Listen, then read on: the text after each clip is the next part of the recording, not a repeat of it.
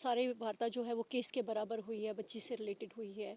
तो ज़रूरी है कि इस समय पेरेंट्स को, जो माँ बाप हैं बच्चे के, उनको एक उनकी हिम्मत बढ़ाई जाए, उनको उनको बताया जाए। सबसे बड़ी बात है कि गरीब लोग हैं, गांव के लोग हैं, पिछड़े इलाके के लोग हैं, उनको ये भी बताना है कि कानून में क्या प्रोविज़न है जिसको वो आगे लेके बच्ची के लिए लड़ सकते हैं।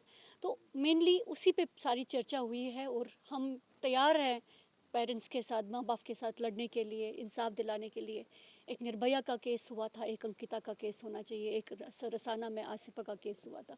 तो जिस तरह से निर्भया के केस को लड़के हिम्मत दिखा के पूरे देश का कानून बदला था, आज की डेट में मुझे लगता है उसी तरह से ये अंकिता मर्डर केस भी एक एग्जाम्पल सेट करना चाहिए।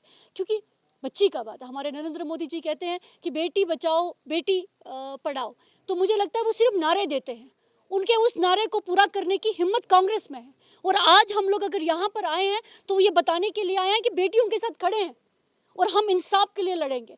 जो इसमें दोषी हैं, हम इतना लड़ेंगे कि वो जो दोषी है उनको फांसी की सज़ा पहुंच सके, और वो सब कानून के पूरे दायरे में होगा, और वो कानूनन जितनी हेल्प करनी होगी परिवार को, उसको करने के लिए हम लोग तैयार हैं। अभी आपको लड़ने के लिए बस मैं ये चाहता हूँ उत्तराखंड जो हमारे सब जो एडवोकेट लोग हैं उनसे ये मेरी उनसे विनम्र निवेदन से ये है कि जो ये अपराधी हैं इनके केस कोई हैंडल ना करे।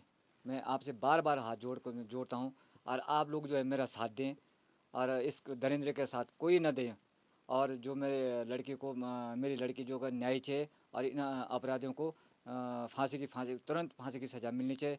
और जो पुलकित आर्य के पिताजी विनोद आर्य हैं, मैं सरकार से कई बार मैं इनसे अनुरोध कर चुका हूं कि इनको आप अरेस्ट क्यों नहीं कर रहे हैं, इनको नज़रबंद करो। ये जगह जगह जा रहे हैं, अपने हाथ फैला रहे हैं, मंत्रियों से कह रहे हैं अपने कि मेरे बेटों को बचाओ, निर्दोष है, लेकिन सरकार जो है इनको इसको जो है अरेस्ट क्यों नहीं कर रहा है। और जो रिसोर्स जो कमरा तोड़ा गया जहाँ की मेरी बेटी जिस कमरे में रहती थी, ये किसके आदेश पे तोड़ा गया और क्यों तोड़ा गया,